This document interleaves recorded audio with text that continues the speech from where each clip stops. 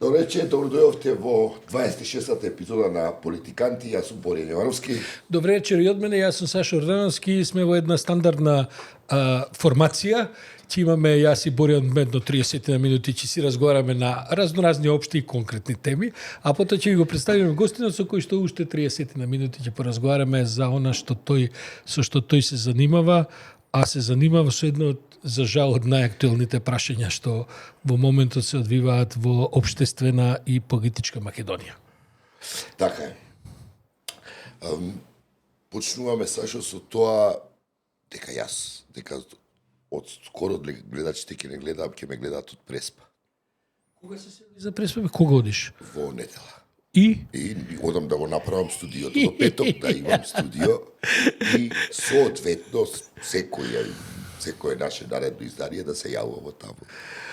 А може ли ја да дојдам во Преспа под таму да правиме емисијата што по кратки панталони и по ја додуши и сега сум во кратки панталони, ама не се гледа. Да го анализираме регионот, може од Чамец до Тромеѓето, точно во езерото и од таму ова регионални односи. Па до кај има интернет има. Ако нема интернет ќе поминеме на 3 мрежи сме тука. Слушај, тоа сериозно напредува. Гледам дека и од грчката страна се работи. Почна само дури гледам и некаква пешачка патека, тоа прв пат забележувам дека ќе се прави. Има многу проекти, со 18 милиона, тоа е за Преспа нешто невидено, мислам ниту една општина не се случило да добие од Европска унија фонд посебен со посебен наслов ЕУ за Преспа. Во 18 милиона евра се немаат вложено во Преспа, па вкупно од ослободувањето 40 до денеска. Не, значи тоа не постои. Свесни се луѓето таму за тоа или? Па да ти кажам, тоа малку ме чуди. Се уште не. Се уште не гледаат дека тоа е реално и дека тоа може да донесе, тоа може да биде револуционарно, вака бидејќи ова е последната шанса да се задржи локалното население. Ова е последната генерација. Тоа што е останато. Да. Ако имаат по 40-50 луѓе селата, ако овој пат од оваа генерација не остане, готово е тоа. Тука е. Ти да ти кажам, ја не знам што зборат таму твоите соселани и така натаму. Во Македонија, принципе, не бе тоа Европа некој заговор е нешто што ни дава волку пари, веројатно сака да ни земе, не знам што имаме ние овдека, нешто многу злато имаме, нешто 100% така. За жал има и таква една ситуација, така. Како и да е почнува да се прави канализација, прочистителни станици. Тоа е една шанса за реката, пример реката во Брајчин има ендемска врста на пастрмка која со ова загадување, овој интензитет на загадување ќе исчезне. Да не зборам што тоа загадување прави цел проблем во екосистемот кој е исклучително богат. Преку 100 и кусур ретки птици доаѓаат луѓе, овие орнитолозите од цел свет сами како се организираат, како наоѓаат, не знам. И ги чекаат разни птици кои не разбирам, се разбира, но како и да е тоа стварно еден екосистем доста специфичен, кај што се мешаат 3 клими, планинска, континентална, медитеранска и даш. Ја да кажам, бидејќи јас тоа го знам, сум бил многу пати во Брајчино, за сите оние кои не биле во Брајчино, па и во Дупени, па и во целиот тој таму крај така. Значи не само на плажата на Преспанско езеро, ти се таа плажата е малце подолга додека стигнеш до вода. Тоа е едно од најубавите села во Македонија, под Пелистер е навистина фасцинантно и тука е наше, до душа е најдалечната точка од Скопје во Македонија. Најдалечната точка. На времето имаше две редовни автобуски. 235 км. Да, има возење, иако е прекрасно кој ќе фатиш тој Преспанскиот дел, кој ќе се симнеш веќе од ѓавото. Да, тоа е стварно прекрасно. Друга клима е, така е. И она баше препорака кој не бил да отиде, бидејќи се надевам дека сега се што се прави ќе се отвори граничниот премин кој е тука во непосредна близина, има да биде баш. И ја таму слушам интензивно подкасти дел до нив, знаеш, и се разбира Мечка и Мичо ги слушам окој оваа недела направија Растурија. Оваа недела беше. Право да ти кажам, фаќам квотации, како се вика тоа, цитати од нивните емисии во обвинителниот акт. Име.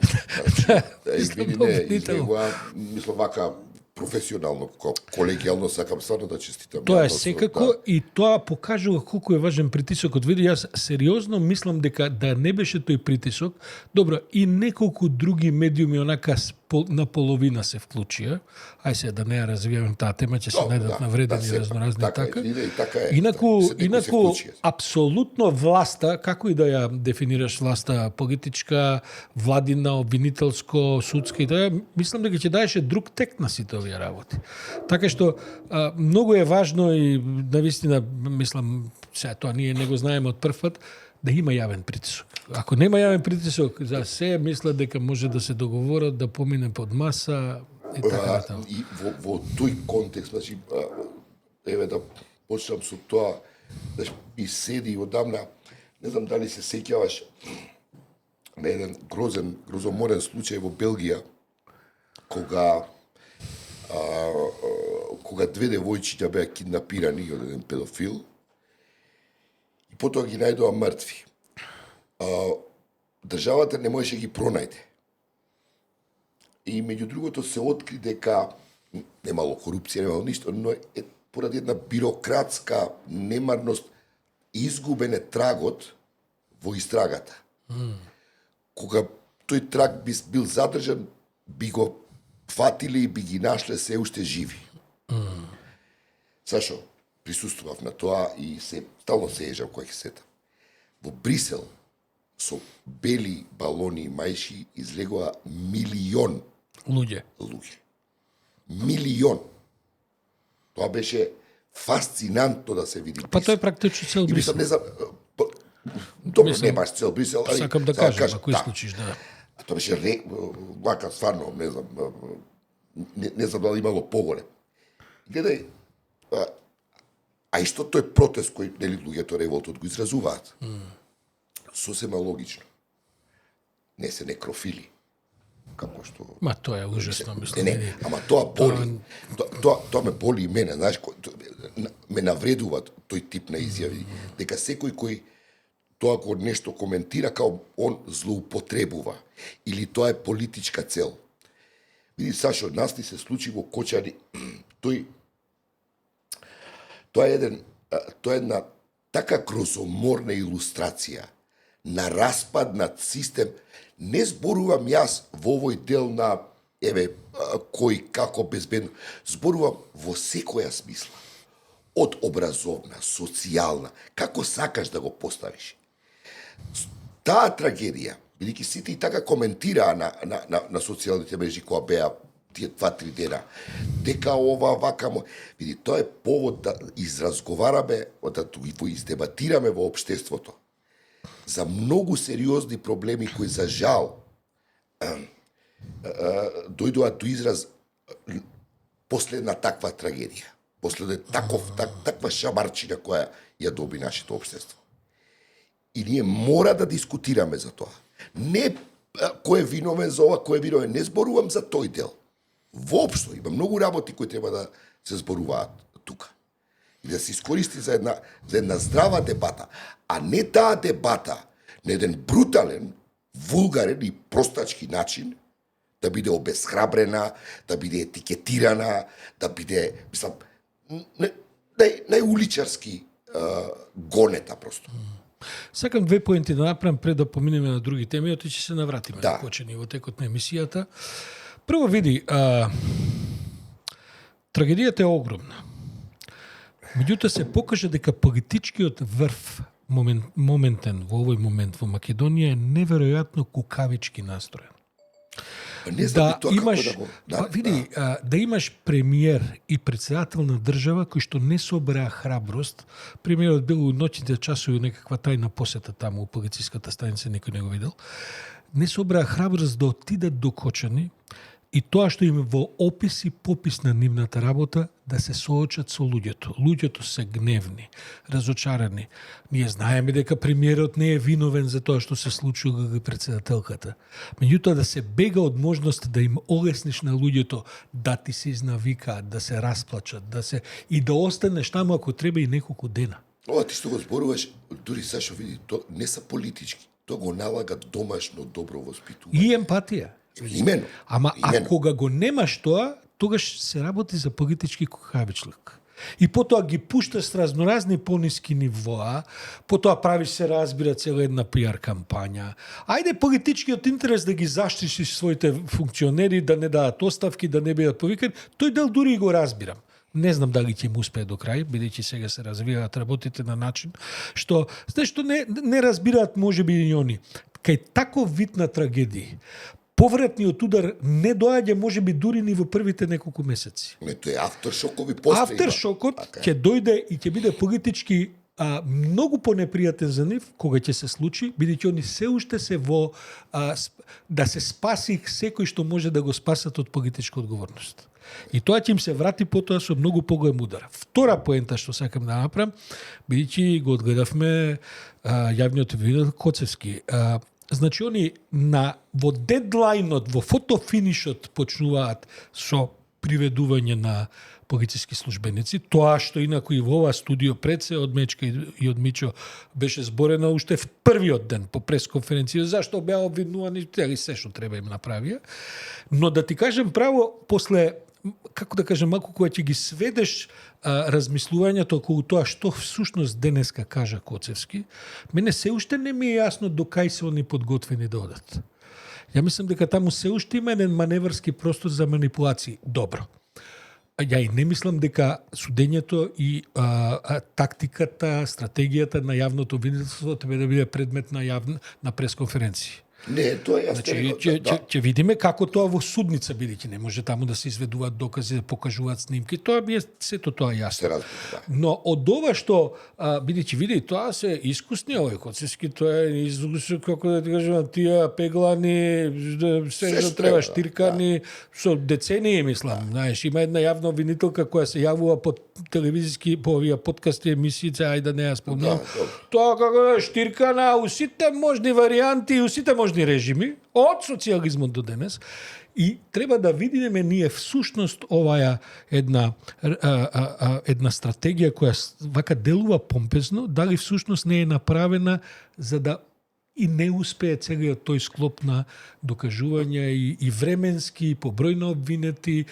На крајот изгледа дека сепак се сконцентрираат на меритумот на пожарот. Значи, не ми раскажи ти сега за 95-та година. Дај да видиме кој се. Ја, што е моето мислење? Моето мислење е дека се дезориентирани.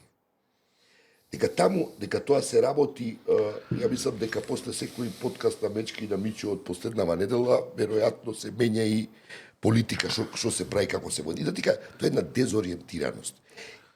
И да продолжам сега, ќе се вратиме на Кочани, нели, понатаму добар дел од емисијата, околу ова дезориентираност. Сашо, не знам дали пратиш со која брзина и го губат компасот во меѓународните односи. Она е фасцинантно, станува, мислам, јас Трамп, периметарот, британци, стратешко, не се... Најновите ни се унгарците стратешки. Да не забравиме. Да, влегуваме во една... Оваа недела посебно треба да се забележи тоа, во една фаза која веќе е предалеку. Веќе не знам ни дали може да се врати. Значи, прво сакам да кажа... Не имаше вест кај нас. Се осеќаме ексклузивно сега ние политиканти за една вест која е онака агенциска. Која во регионот беше инаку третирана сериозно. Апсолутно, значи самит Украина, Западен Балкан, на кој присуствува и Молдова, уствари со Европска унија и тука е тоа зародишот на тој самит е на наративот за проширувањето на новиот бранд за проширувањето на него. Да не одам понатаму. На самитот се наредија Мицотакис, бугарскиот премиер, црногорскиот председател, романскиот председател. Рама не успеал да оди, дал јавно изјава заради не знам, и оди председателката на албанското собрание, значи едно ниво топ, највисоко. Сето тоа е политичка порака. Од Македонија е отиден Изет Меджити како министер за екологија. Океј, подпредседател на влада. Но тоа е сепак прениско ниво. Не, тоа е очигледна навреда. Тоа е очигледна навреда. Тоа е очигледно дека се праќа порака која јас, Сашо, во оваа фаза со оглед на моите познавања, јас не можам да го детектирам позадината. Но гледам дека е тоа опасна позадина. Што е толку тешко да се детектира позадината? Еве кажам. Еве ќе ти кажам. Значи, нашата надворешна политика во суштина се води од Министерството за надворешни работи на Унгарија. Настије министер за надворешни работи Сијарто. А председател на министерот за надворешни работи не е Виктор Орбан. Јас да ти кажам во тој канте, види, од осуда, од воздржаноста за гласањето на најновата резолуција во Обединените нации, до тоа дека ја очекувам да ние во една полуформа изјавиме на некое ниво дека Украина има нападнато Русија. Кај да е тука сме не. Ја молам Сара да ни пусти ни Сара видеото Орбан, молим. А го имаме и видеото. Го имаме видео. Да види не е ни тоа, еве. Ајде. Je pense que c'est seulement le langage de la force que les Russes comprennent. Et l'Europe doit être forte. Il faut que l'on négocie à partir d'une position de force. Malheureusement, là, nous sommes faibles. C'est pourquoi nous avons besoin des Américains. Mais il faut que l'Europe se renforce à long terme. Il faut qu'il y ait un accord stratégique avec la Russie, mais seule une Europe forte pourra y arriver.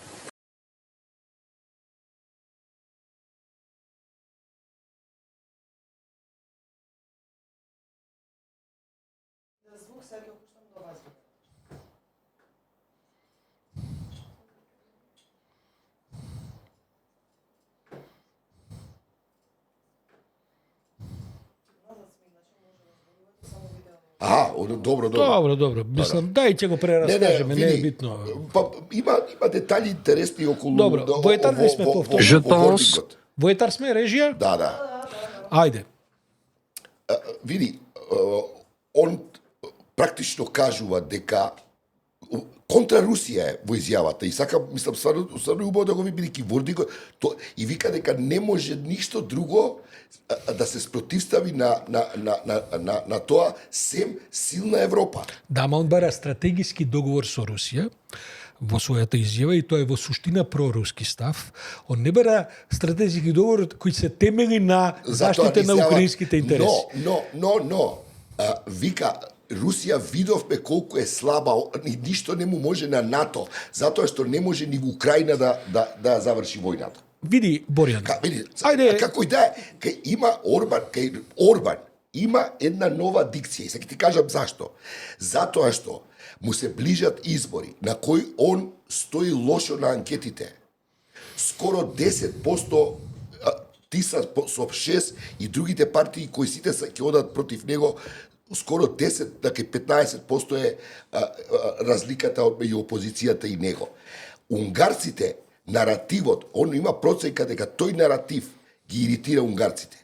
Таа подршка негова на Москва. Бидејќи знаеш што им се случи на унгарците 68 година. Добро, види, не сум толку расположен да го анализираме Орбан за внатрешната политика. Ја ќе ти кажам што прави во однос на Македонија. Не е толку ни Те разбирам, ама кон Македонија што прави? Прво, тоа кажав, извини, на самитот присуствува и Вучич, да биде иронијата поголема. Види, тоа сакам да значи, види, скандалозна е објективно надворешната политика на Македонија. Скандалозно. Во што спаѓа посетите на Америка, во што спаѓа овој сега се испоставува никаков стратегиски договор со Велика Британија. Бидејќи кој ќе ги видиш изјавите на Александар Николовски на Facebook, пази, он се обрати на нацијата у 3 минута Facebook снимка, 3-4-5 минути колку. Да каже дека милиарда. Да каже уствари дека кредит зима. Да.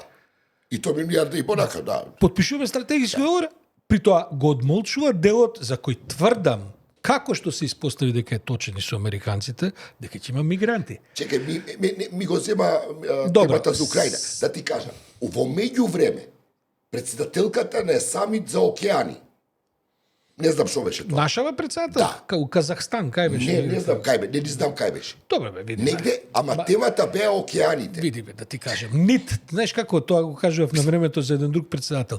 Нит некој таму забележал дека она дошла, нит некој овдека забележал дека отишла. Забележано е, Саша. Абе, види, у професионалните дипломатски кругови. Пора една небитна фигура, не чисто движење. Забележано е што не се отидени на сам во Па добре, ја ти кажем за председателката. Јас за тоа политичката порака која праќаат.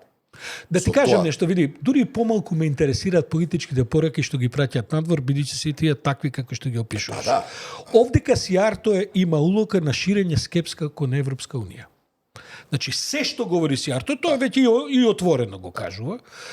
При тоа е така демагошки кажано, дека тоа всушност во заштита на Македонија, бидејќи Европската унија е една курва, која што секогаш била против Македонија, само го дига од незадоволството и само го дига скепсата овдека домашна. При тоа нашиот министер не знае ни кај да гледа ни што да прави, клима со глава се разбира, бидејќи во моментов на дворешната политика, како се овие дојдени на власт, сите овие работи, вклучувајќи ги што ги дискутираме, ја води Будимпешта. Кој се у Будимпешта, оти тоа е исто друго важно прашање. Да не ја развиваме таа тема, кој се седи у Будимпешта и како ја гледа на дворешната политика Македонија. Види, Борјан, ова е за Македонија рецепт за катастрофа. Имено тоа значи, да кажам. Тоа да бидеме јасни на сите што не гледаат. Тоа вака изгледа наивно, еден настан, втор настан, мало скандалче, ова изјаве. Тоа кој ќе го видиш и кој ќе го анализираш сето тоа е рецепт за катастрофа во која ние инаку се наоѓаме. Значи отстапувањето од Европска унија, значи еве ова што не се во на самитот. Тоа е нова порака до Европската унија. Вчера гласањето имаш против резолуцијата за прекин на оган во Газа, против Европска унија. Повторно дозволи би ти сега не би дозволуваш што денеска си многу овако. Само сакам да ти ја појачам тезата, Буцуски вика не ни е јасно дефиницијата за Хамас. Не, па. Замисли, Буцуски од Скопје не му била, затоа не сме гласале за резолуцијата. Камон. И уште нешто. Мислам дека тоа го правевме муабет, но дека намерно ќе се крене нов бран на антибугарска една истерија. Затоа што овој пат што се случи? Бара од парламентот македонски јазик и идентитет. Таа декларација во парламентот во АФЕТ ќе помине во јуни, крај. Ќе помине. Бугарите ќе се буре, ама она ќе помине. Европската унија ќе му го исполни тоа барање. Второ, добија изјава од министерот за надворешни работи на Бугарија дека нема други кочници. Истото го бараа тоа.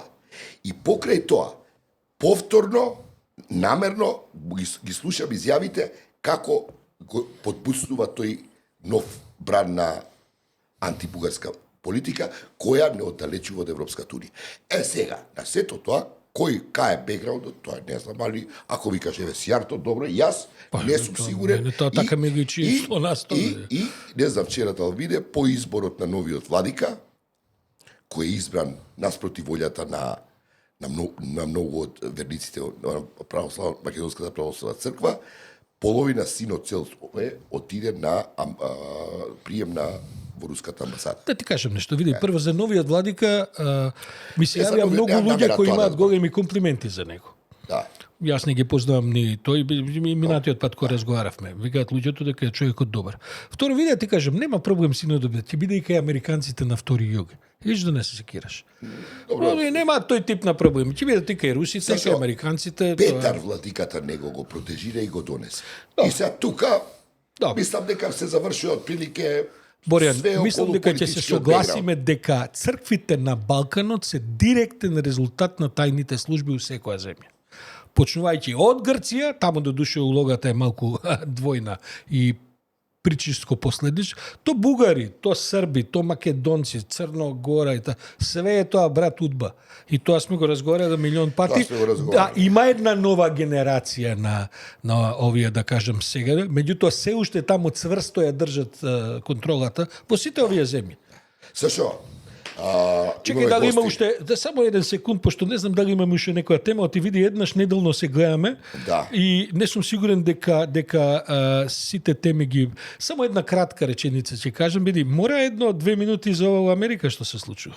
Бидејќи ова е ужасен преседан во кој што националната гарда наспроти законските во Соединетите американски држави национална гарда може да интервенира на улици во сојузните држави само по барање на гувернерите. Она е сериозна провокација за граѓанството. Плюс на тоа уште и маринци. Да. Значи, ќе кажем една реченица, види, до крајот на мандатот на Трамп, не сум сигурен дали ќе опстане американското општество, за демократијата сум речи си сигурен дека нема да опстане, но дали ќе опстане федералниот сојуз на американците или Трамп нема да го заврши мандатот. Мислам дека за едно 6 до 12 месеци тоа ќе биде Ти дилемата. паза Трамп, а? Па види се, знаеш како? Мене ми е ужа специјалност. Добро, Имаме гостин. така е. Денеска со нас е Венко Крстевски, градоначелник на Кончани. Венко, добро вечер. Добро вечер. Се извинуваме ние што прво пола саат си дискутираме разни Ама теми, а ти мора да ги слуша. Требаше да се издискутираат. Така Вие е, да така е. не тебе околу тоа. Требаше ги поминеме, да ги спекламе, што би се рекло. Веко е тука. Јасно е за на која тема е Венко. И моето прво прашање е, Венко, до тебе, јас не сум бил, не знам, не имам и храброст, ја не го познавам многу Кочани, ни пријатели таму немам. Каква е атмосфера во Кочани? Најпрво им благодарам. Излегуваат луѓе, седат, кафиња, мислам, се случували некој... Еден дел од животот некаков- оди понатаму, претпоставуваме. не? Социјалниот живот, каков? Најпрво им благодарам за поканата и можноста да учествувам во вашата емисија.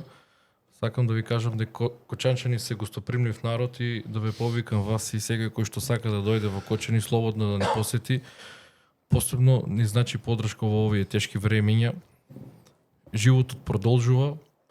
Потребна е поголема иницијативност од сите сограѓани, се со цел да го возобновиме градот и вратиме на некои стази со кои би ја задржале таа младина која што остана. За жал, премногу се дискутира за иселување, премногу оправдано се песимистички мисли, меѓутоа наше е да ја создаваме перспективата на младите, да работиме напорно, да створиме услови за да тие млади имат конкретен придонес во развојот и воздигнување на градот.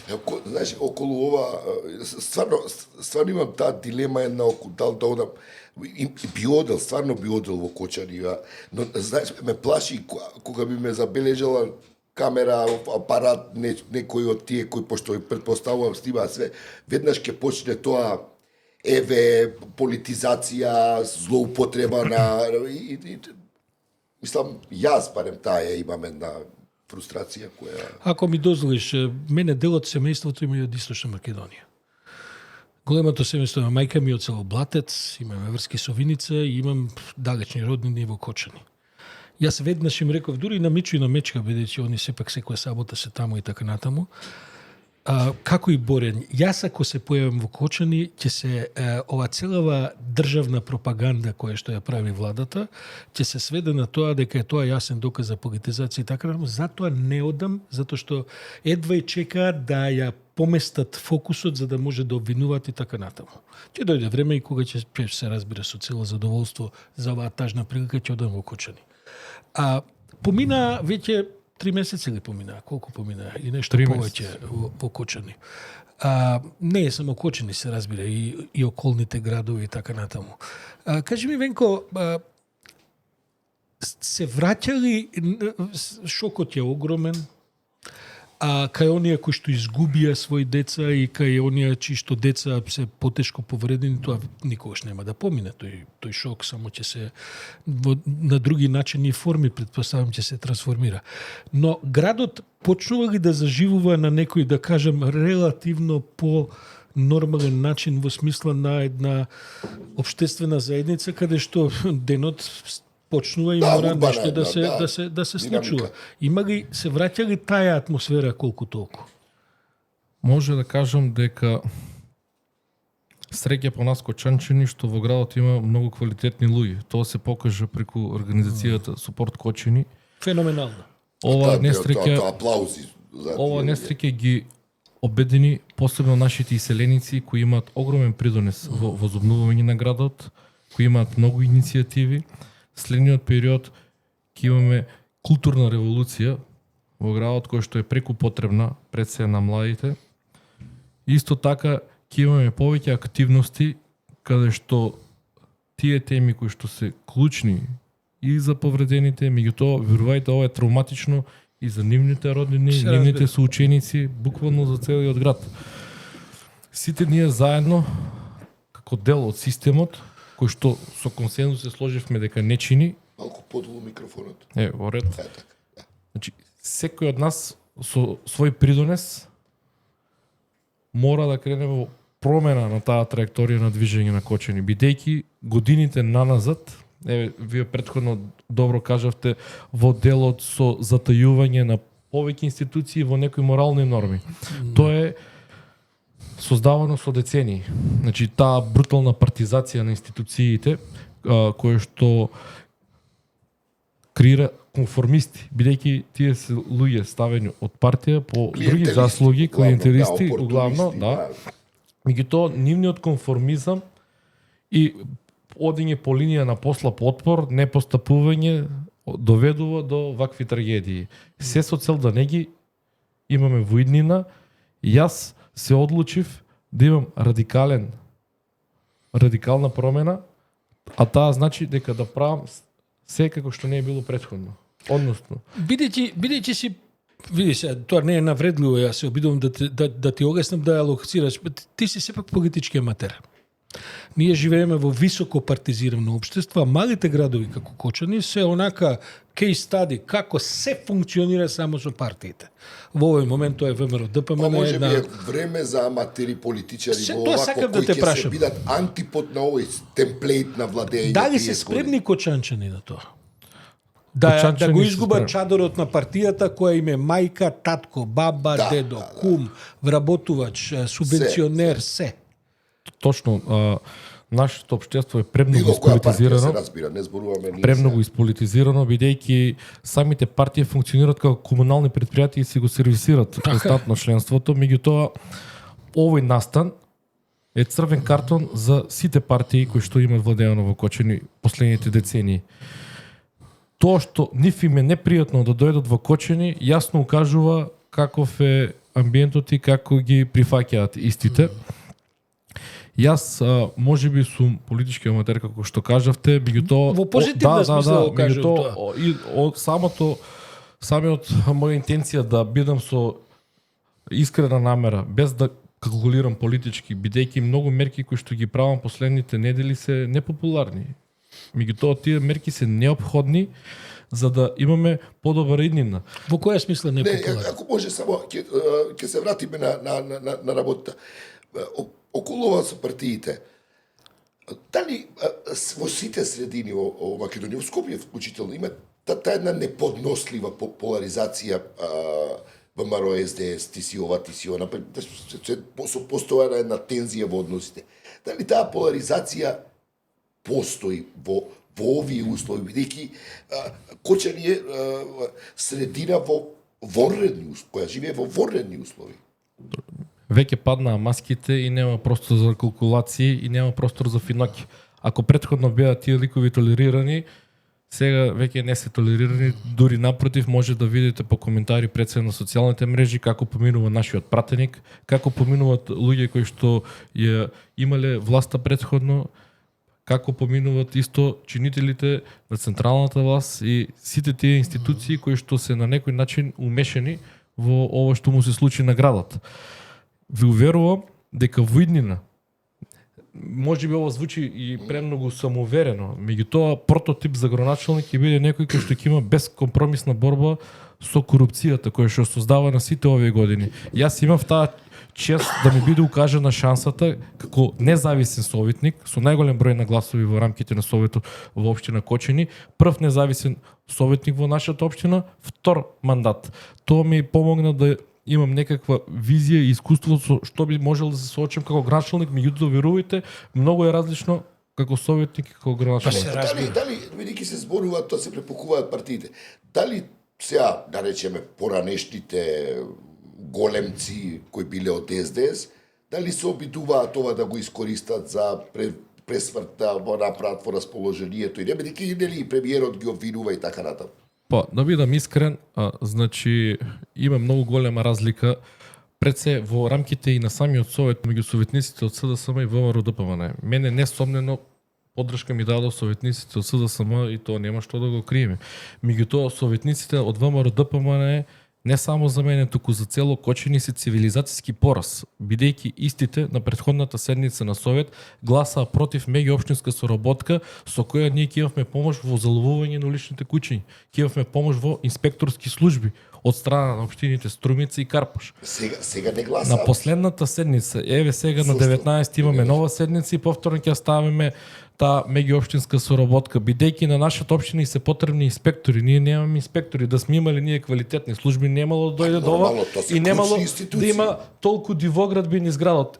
Ќе направам чисто една мала паралела. Гледам во медиумите информација дека во Чаир имало најмалку дивоградби. Знаете ли зашто е тоа така? Затоа што не работат службите. Доколку работеле службите во Чаир, имало најмногу. Вака статистички има најмногу. Исто и ние кај нас. Во Кочани имаме дивоградба во рамките на самата општинска зграда. Зошто тоа не е контролирано со години? Толерирано е повеќе од 2015 година таа дивоград. Само да ви кажам чисто пример. Пулс е од 2012 година. Работел нерегуларно толков период. Тоа сакам да кажам. Првата дивоградба на угостителски објект во трговски центар Стамбен блок А е од 2013 година. Таму моментално има 11 угостителски објекти кои што се контролирани и посебно објектите кои што се наоѓаат на спратот, сите се дивоградби. 11. Дали после 3 месеци по овој несреќен настан, дали 3 месеци треба општината со присилно рушење да биде таа кој што ќе го промени процесот на функционирање? Тоа ли се тие непопуларни мерки за кои што говориш? Не, имам поддршка од јавноста во делот со рушење на дивоградби, тука е несомнено, меѓутоа непопуларни мерки се дадов на вештачење за соседните општини Чишиново, Блешево и Зрновци, кои што со години ги користат услугите на нашата територијална противпожарна единица и не плаќаат ништо. Јас правам вештачење, според закон може да ги наплатиме последните 5 години и ќе одеме со максималната сума која што не следува. Исто така можам да ви кажам дека сум прв градоначалник во историјата на општина Кочани, ова ми го кажуваат службите кои што напиша прекршочна пријава на објект кој што се наоѓа непосредно до дискотеката Пулс, кој што не бил пријавен. Дека имаш ли притисоци поради тоа? Што се случува? Да бидам искрен, сега за сега немам притисоци, меѓутоа на мене повеќе ми смета што немам поддршка. Јас ово не го правам за Венко Крстевски или за некој политички интерес. Јас го правам за кочанчини, поддршка од централната власт и институциите на централната власт. Ќе кажам пример. Имав пред 2 недели барање до Министерката за финансии. Ние во нашиот град имаме објект кој што може да биде пуштен уште утре. Тоа е детска градинка која што беше изградена пред 3,5 години, истата поради технички недостатоци не беше ставена во функција. Сега сите тие технички недостатоци кога се отстранети, ние поднесовме барање да ни биде дозволено, да ни бидат одобрени блок дотации, се со цел да ја отвориме таа градинка бидејќи ни потребен персонал. Тие блок дотации и согласности се предвидени во буџетот на државата. 2 недели немам одговор од министерката за состанок, а камоли не биде одобрено тоа барање. 115 легла има таа градинка. Моментално списокот на чекање е 200 деца. Родители кои што се повредени во несреќата и самохрани родители се на листата на чекање за да ги запишат своите деца во градинка, а ние збореме од друга страна за Кочани 2030. Дали се разбирам? Значи, ние Кочани 2025 година има многу работи кои што не коштаат сериозно финанси. Како имаш ли образложение зошто не е поставено? Немам одговор. Значи, јас едноставно немам одговор. Бараме согласност од Министерката за финансии со пари предвидено во буџетот како блок дотации. Ние немаме 2 недели одговор, а што може да се случи? Да се распишат избори и истата градинка која што е готова, технички исправна, уште 1 година да не биде ставена во функција, а листата на чекање на децата во нашиот град да биде повторно огромна. Таа е во мандат на ВМРО направена. Не, таа беше направена во мандат на претходниот градоначалник. Замислите, овој градоначалник 3,5 години не можеше да ја отвори. Сега се создада услови да биде отворена и ние чекаме на каприц. Не разбирам, стварно не разбирам. Што бе, па ти као да си паднат од небо. Види се, значи после искуството на град Скопје, во кој што ВМРО ги блокираше сите можни иницијативи за капиталниот град избор, не за некакво Кочани, која се од автобуси до собирање ѓубре, тоа истите тие овие советници само град Скопје се пута 10 нели. Што се чуди сега ти за Кочани?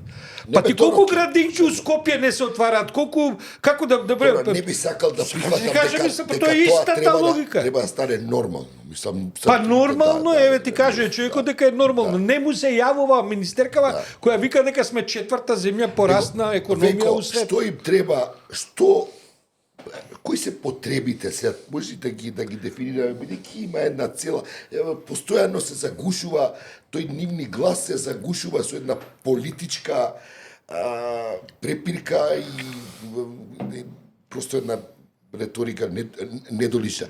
Има Боби Христов, колега, имаше многу добар статус од него, нешто разбрав, вика, кога бројките зборуваат, влада наспроти супорт Кочани, влада, отворен телефонски број за настраданите во Кочани, Пониква ќе биде центар за рехабилитација, толку. Супорт Кочани. Што направиле? Над 2,5 милиони денари донации на ова Кочани. 10 клима уреди, една хипербарна комора, една опремена соба за физикална, стотици парчиња силиконски лепенки, завои и креми. Кај супорт Кочани исто така вредно да се напомене што ги артикулираат сите проблеми јавно и гласно, што не се ставаат под тепех, верувајте, доста слаба е таа медиумска покриеност во Кочани и за сите проблеми кои што се соочуваме. Па ова е прилика да кажеш, да пратиме што на вистина им треба на тие. Не знам дали ќе имаме доволно време, меѓутоа јас ќе се потрудам да офанам што е можно по-клучни работи. Еве, кажавте рехабилитационен центар на Пониква. Пониква е жариште на комарци. Таму не е прскано со децении. Имаат оштетени кожи од изгореници. Од 2009 година општина Кочани, тоа е најверојатно заради законската регулатива, проблемот со комарците го третира локално. Бидејќи ние го третираме тој проблем локално, резултатите секој лето се поразителни. Јасно, кажи други потреби. Тоа Пониква не бива Пониква ништо од Пониква. Сакам да кажам во врска со комарците, бидејќи имаме луѓе кои што се повредени со отворени рани кои што треба да шетаат. Исто така имаме и луѓе кои што живеат во градот, едноставно е неподносливо од тие комарци, доколку не се прска регионално, Чешиново, Блешево, Зрновци, Виница, Карминци и пред се на планините. Треба затоа што луѓето не треба да бидат изложени. Како ги биде Пониква рехабилитационен центар ако не се прска на планината против комарци? Тие комарци имаат развиено отпор на тој начин на третирање на оваа проблематика последните неколку години. Кажав, од 2009 година на погрешен начин се третира тој проблем. Ние како општина нити имаме законска можност, нити имаме финансиски услови да прскаме за цел регион. Еве, тоа е еден пример. Чекај сега, додека сме кај Пониква. Друго што им треба на родителите, можеш ли вака таксативно, бидејќи мислам дека е тоа корисна информација за почеток да знаат кој како сака да помогне, јас би сакал да знам. Ако може да помогне. Може Пониква прво да ја завршиме. Бидејќи единствената акција што е најавила државата, владата е Пониква. Колку километри е Пониква од Кочани? Пониква од Кочани е околу 25 километри. Пази сега. За луѓе кои што имаат потреба од неколку пати дневно преврски третмани, тоа се значи десетици, ако не и стотици луѓе. Владата ќе отвори на Пониква центар, кај што секој од нив ќе треба да седне у некаков превоз и еднаш, два пати, три пати од денот да оди до Пониква. Или пак таму да лежи, па потоа роднини да доаѓаат и така натаму. Тоа во Кочани се калкулирали како добро место за овој центар што мисли владата да го прави? Видите, нашата болница е една од како објект е едно од подобрите во државата. Не знам дали сте биле, таа е изградена со само придонес на Кочанчани пред 40 години.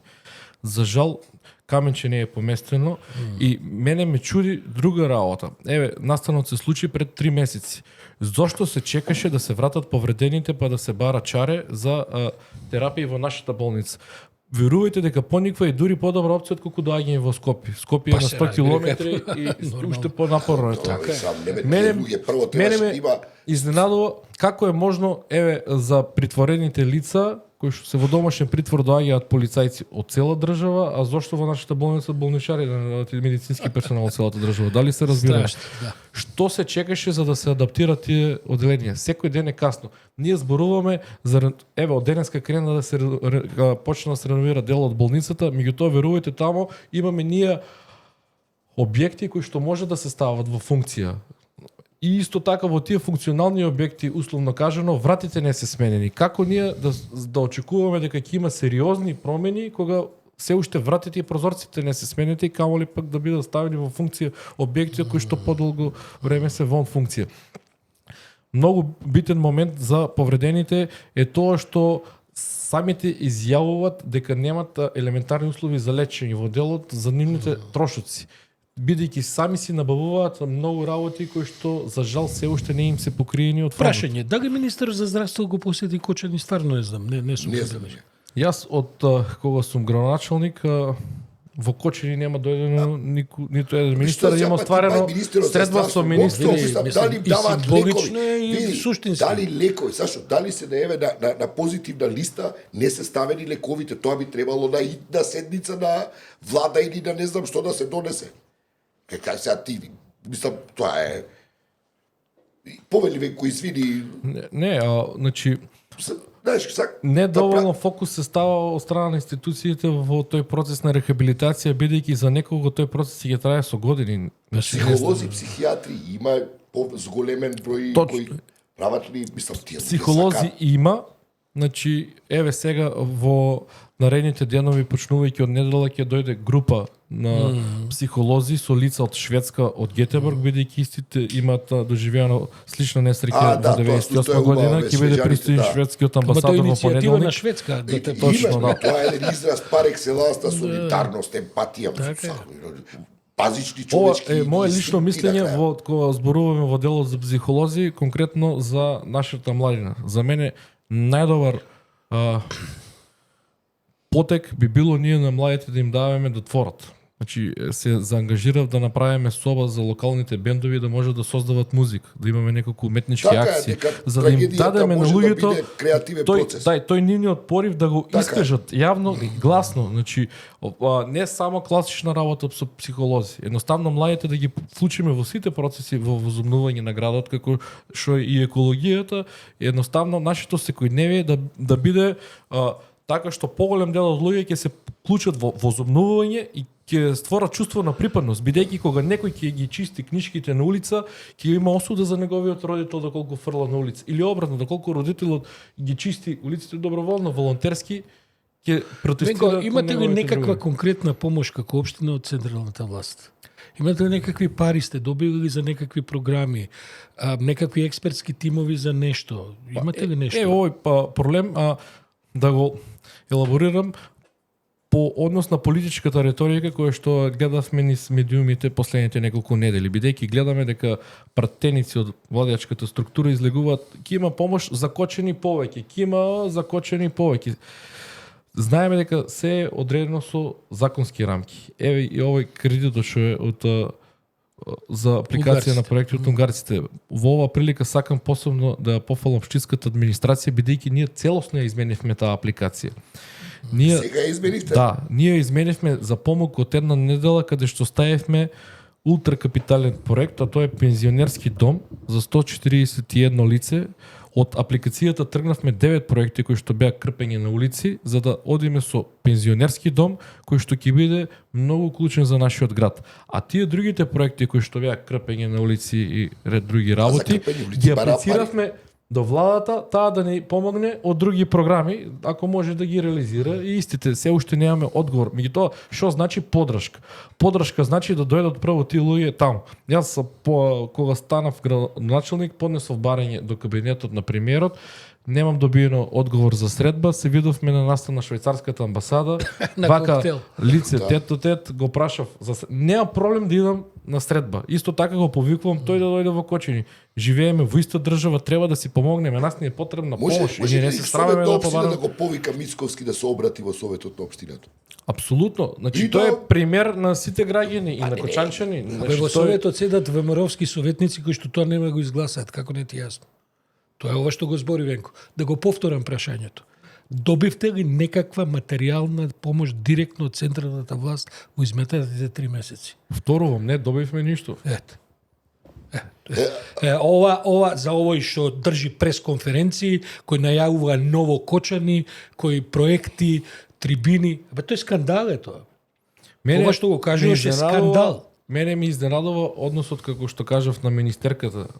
Неблагодарно да се зборува Кочани 2300, а што правиме со Кочани 2025? Не можеме да ја пуштиме градинката во употреба за тоа што немаме добиено согласност. Има многу проблеми, луѓе. Значи има многу проблеми. Кога кажам за затојување на сите институции, после дискотеката Пулс, каде што видовме дека многу институции затаеле, се отвори прашање за дивоградбите во трговскиот центар. Тие се во стамбен блок, каде што има 96 стамбени единици. Деноноќно тлеат проблеми. Таа меѓуопштинска соработка ќе ни беше од корис, бидејќи стручни служби од другите општини, како што е општина Струмица, која што веќе имаше рушење на такви угостителски објекти, кои што беа на шеталиште, не беа во стамбен блок.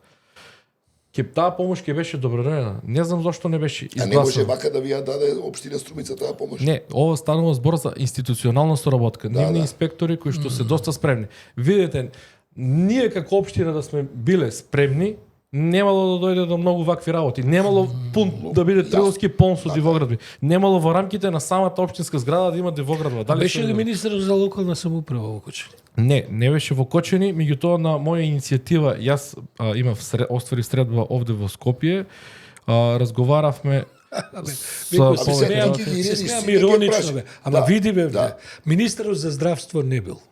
Министерот за локална самоуправа не бил. Министерката за финансии не му одговара на писма. Мицковски не бил, ништо, банка не е префрлено. Значи јас со известна доза на сожалување, бидејќи го гледам, он пак ќе кажам, е политички аматер за разлика од сите овие ајколи, кои што седат трошат наши пари и едно спорт Кочани ги прегази. И утре ќе имат па пресконференција у која па ќе кажат ќе го преродиме Кочани. Луѓето имат секој се нервирам бе како да се нервирам. Чекај сега, кажи околу ова организирање во граѓанско што постојат иницијативи, еве, спомна да правиме ова, да правиме ова. Тоа што социјалниот контекст за да и помогне во таа смисла на луѓето кои се кои страдаат. Постојат такви иницијативи, меѓутоа во вашата емисија мора да го кажам, ово чувствувам потреба, ние имаме во градот и злонамерни сограѓани. На 1 мај имаше иницијатива каде што чистевме поголем поток од градот, меѓу кој и градскиот пазар, бидејќи 1 мај беше четврток. Замислете, јас имам пријава во трудов инспекторат за работа на 1 мај. И инспекторот кога дошол, кога видел дека помеѓу тие лица 15 души се волонтери.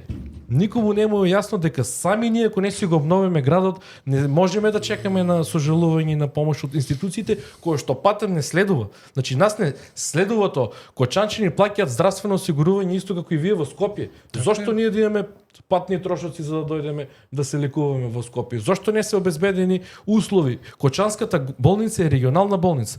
Кочани е природен центар на истокот. Ние како град сме девети град по најголема површина. Значи Кочани не е градче, Кочани не е мало место. Кочани заслужува многу регионален центар е. Однос од страна на централната власт. Без разлика која е централна власт и да е во прашање. Верувајте, ние со годините само тонеме и се помалку и помалку поддршка имаме од централната власт, бидејќи бевме регионален центар. Институциите беа во Кочани, СВР. Еве сега гледаме дека и тие се преместени во Штип, веќе подолго време гледаме во однос на одговорностите за дискотеката како се поставени тие работи. Добро, а се размислува ли дека премиерот вика прераснува политичко движење, стварно има такви иницијативи за ново движење политичко во Кочани? Мислам дека премиерот добива погрешни информации од негови советници, бидејќи сметам дека таа негова изјава по однос на скечовите кои што ги прави Мартин Кировски е невкусна, бидејќи тоа се скечови, тоа е за фраканција која што станува збор за проекти кои патем се ветувани преку 30 години. Значи, катни гаражи, пензионерски дом, бањелошки туризам. Еве ова прилика да искористам да апелирам, бидејќи имаме јавен повик за продажба на општинско земјиште каде што треба да се гради спа центар. Добре дојден е секој финансер во нашата општина, бидејќи располагаме со геотермална вода, која што повеќе од 40 години не е искористена и нормално дека на секој изборен циклус секој градоначалник искочи со ветување. А не се реализирала ниеднаш. Сакам да кажам дека тие работи кои што ги прави Мартин, предпоставувам се дека една политичка пародија на сето ова што се случува. Мартин за пошироката публика е кој? Што имаше скечови за катната гража што коментира премиерот. Да, добро. Мислам, ние во Кочани се знаеме, дури се чудеме на таа изјава. Предпоставувам тоа е како лоша Венко, во четот овдека има луѓе кои што велат дека Кочани е меѓу другото и жртва во последните најмалку деценија и на одредени криминални групи кои што владеат со местото, со општината, па и со околните, се спомнува Виница и така натаму, и кои што практично ги корумпираат и политичарите и општинските органи и така натаму за своји интереси. Каква е ситуацијата ти? Вие, мислам дека таа предимenzionирана тема ќе почнем од детонатор. Имаше кај нас акција која што беше со масовни апсења и на крајот најдено 20.000 евра во кеш, немаше оружје. Не велам дека луѓето кои што ги апсија не беа виновни за одредени дела. Мислам дека има драконски казни и како има вина, меѓутоа таа акција покажа дека тоа е предимenzionирано. Верувате, политичката корупција е овде во Скопје, каде што се врзат сериозни тендери, сериозни суми на пари кај нас, тоа е, мислам, пошто сме помала средина и знае некој да боди во очи. Меѓутоа ви кажувам дека јас како градоначалник безкомпромисно се борам против сите. Еве, кажав дека во многу работи сум пионер, бидејќи не велам дека моите претходници не сакале да се замерат со некои лица кои што на некој начин ги злоупотребувале институциите за остварување на некакви лични интереси, меѓутоа за да успееме ние тие процеси да ги сменеме, потребна ни е поддршка од институциите. Не може поединец ајде да тргнеме од една институција која што е директно во фокусот на се ова што го разговараме. Ништо во Кочани не може да се случува без полицијата. Значи, во тоа спаѓаат и овој тип на инспекторски разноразни служби и така натаму.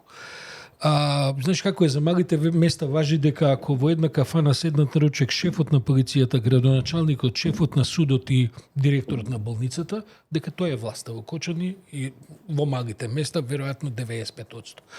Ја чувствуваш ли таа симбиоза помеѓу, бидејќи види ова сега од денешната пресконференција на јавното Виндизел дознаваме со 14-15 колку апсења полицајци имаше, сега веќе не памтам, се вративме на таму од кај што требаше почне работата, дека не може полицијата да е вон оваа трагедија и целото тоа. Ја чувствуваш ли таа врска интензивна помеѓу овој тип на репресивни органи и тоа што се случува во градот? Таа е сива зона, се разбира. Не викам дека нешто таму, меѓутоа веројатно нема дивоградба што може да се направи без во тоа да учествуваат сите кои што треба да ја спречат дивоградбата. Видите, дивоградбите најпрви треба да ги спречи општина Кочани. Меѓутоа во врска со полицијата сакам да кажам дека таму има квалитетни луѓе, но се навраќам на претходното, дека кубуриме со кадри во институциите. Моментално скоро пола полиција е поапсена во Кочани. ДПИ е нефункционален. На ДЗС видовме дека немало канцеларија 13 години. Значи на нас ни требаат институции. На нас ни треба помош во јачнување на тие институции. Како е твојот однос со родителите? И колку ти заедно дали сте се здружувате да заедно направите нешто? Јас имам активна комуникација со родителите. Досега на пола од маршовите сум бил присутен, како и на овој во Скопје. Ќе присуствувам и сега во салата. Не сум бил присутен кога сум бил оневозможен, кога сум бил на свадба на другар или на патување во странство. Тие имат мојата максимална поддршка. Јас се надевам дека истите ќе соберат сили и да ни помогнат во овој процес во возобновување на градот. Ти дозволува ли да ги застапуваш за нешто? По однос на нивните барања се трудам максимално. И дали се организирани воопшто некако? Моментално се организираат во Сдружение на граѓани 16 март. Не знам дали е формирано тоа здружение. Еве сега нова седница на Совет ќе имаме точка за донација за да поставиме споменик на локација на Пониква. Исто така јас се заангажирав за да најдам соодветна локација за да ти имаат места за состаноци. за секој родител стоам на располагање во секое време и Дали се обидуваат партиите да ги придобијат? Ти дојди баба ќе ти помогнам да ова она па чекај Што остави се зборува низ градот? Бидејќи идат има ли локални тоа? избори. Да. Предпоставувам дека верувам дека на почетокот е имало такви игри, дека за мене многу спорно беше настанот кој што се случи во Скопје, во кој што најпрвено обвинителство дава ултиматум да дојдат да разговараат 6 родители, не знам по кој основ. Тоа предпоставувам дека по максимата раздели па владе за да створат револт Тоа прашањето, тоа сакам дали Родители. постојат такви злоупотреби. Тоа е злоупотреба на трагедија. Мислам дека најголем дел од нив се сложни. Гледам дека функционираат добро. Најголем дел од нив се присутни на маршовите и нема логика.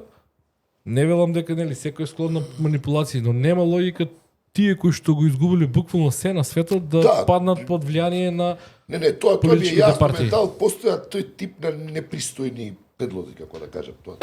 Тоа ми беше Менко, ја имам уште две прашања само, Да. бидејќи сме веќе у 60-та минута и така натаму. Уште една друга важна институција никој не ја спомнува, ама буквално речиси никој. Помага ли нешто во Кочани црквата, Македонска православна? Бидејќи на крајот на криштата алејата на погребаните е огромна во Кочани. И ги само продава свеќи. да бидам искрен. Некаква иницијатива од МПЦ таму. Да бидам искрен, од црквата имаше сериозна финансиска помош Добро. по однос на одредена акција која што самата црква ја организирала надвор од рамките на нашата држава. Исто така имаше иницијатива. Да бидеме јасни, значи се работи за луѓе кои се иселени, веројатно кочанчани Да, низ светот. Да, Европа. преку логистика на црквата соберена е сериозна сума на финансии. Добро. Исто така Тоа не го знаеме, ја барем нешто го Да, знам. исто така ова е неофицијално и непотврдено. Еве јас што го слушам од родителите и од нашите сограѓани, многу од поповите се во функција на психолози, разговараат тоа Тоа го прашувам, се разбира, разговараат бидејќи константно. претпоставам дека најголем дел од родителите и ова што се се верници. Тоа е стварно христијански, тоа е Затоа стварно прашувам, затоа прашувам. Да. Добро? Имаме млада генерација на попови кои што се квалитетни луѓе и во овој процес помагаат, меѓутоа повторно ќе кажам дека во Македонија и во сите околности во кои што живееме и помеѓу тие попови не можам да кажам дека сите имаат исти навери. Може да се најде некој што ќе ја поведе масата во погрешен правец и што ќе направи некоја Да приказка забележиме која дека како и премиерот и погларовот на МПЦ не отиде во Кочани. А вака, ако смеам една цивилна забелешка да направам за символиката. Моето последно прашање, Венко, доаѓаат локални избори. Што ќе се случува во Кочани? Ти ќе се кандидираш ли за градоначелник? Директно те прашувам. Има ли што мислиш дека ќе биде политичката географија за време на локалните избори? Благодарам на прашањето. Јас ќе се кандидирам на наредните избори, како што кажа, сум прв независен советник во рамките на Советот на општина Кочани во 2 мандата, со освоен најголем број на гласови како советник.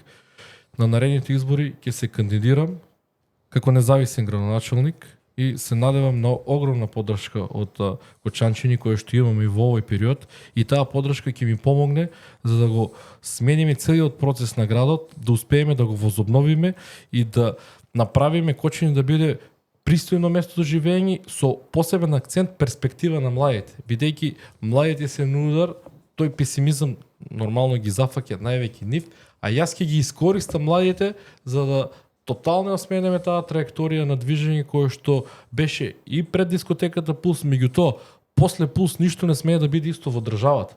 Тоа е лекција која што треба да биде научена. Еден многу сериозен податок кој што медиумите забораваат да го кажат. 48 часа по несреќата беа проверени 50 угостителски објекти, кабаре и дискотеки. 28 од самиот ден испадна нерегуларни. Значи тоа е можело да се случи секаде. Темпирана бомба. Да, не знам што се чекало да се случи, меѓутоа после тој настан Институциите мора да се разберат, мора да има притисок и од вас, новинарите. Не, и воопшто се матрицата на политичкото делување да поможност да се промени. Не ВМРО, не и тие што се таму и тие да го променат воопшто односот кон се. Веко, ти благодарам. И поддршка за тоа што го правиш за да им помогнеш на родителите. И ова е, мислам, многу добра идеја да таа трагедија, бидејќи тоа има и во теоријата на книжевноста и во естетиката, дека трагедиите знаат да бидат и уметноста може да биде клучен лек за тагата и да се изрази низ креативност. Тоа е. Видите, јас сум сега кризен градоначалник. Кочини е вонредна состојба. И не се плашам да ја преземам улога да го промениме тој систем. Верувајте, ве поканувам да дојдете во Кочини. Еве, уште од утре. Да разговарате со народот. Значи, не само за Мичо и Бечка тоа прават редовно и на Инфомакс тоа. Да разговарате со луѓето, бидејќи после оваа несреќа мислам дека видео искра дека работите зависат од нас, од секој од нас, бидејќи ние го сочинуваме системот. И секој од нас може да придонесе за да го смениме тој систем и многу луѓе се осетија битни, дека не се доаѓа само за избори и не се доаѓа само за гласови. Јас настапувам така што ја кажам вистината. Можеби сум се скарал претходниот период и не им се свиѓаат мојот одговор, меѓутоа не можам да ветувам нешто што не може да биде остварено, меѓутоа ветувам максимална, вредна и честна борба за промена на системот. Тоа е единствениот пат кој што треба да го следи Кочини. Ви кажав, за многу работи сум пионер и баш би сакал во следниот период, доколку има можност, ќе повторам да дојдете во Кочини да разговарате со кочанчани за тие работи. Поздрав до кочанчани, благодарам Венко за гостувањето и една порака за Мицкоски, ништо се уште не правите за Кочани. Немој да ве лажи умот дека не препознаваме. Освен пиар, со прст не мрдате за Кочани. И тоа ќе ви биде и на чест и да ве прати додека сте живи. Благодарам и од мене. Благодарам за вниманието, се гледаме на денот петок. Јас сум Преспа Сашо тука. Пад температура ќе мериме колку е напор. Шешко и така. Благодарам.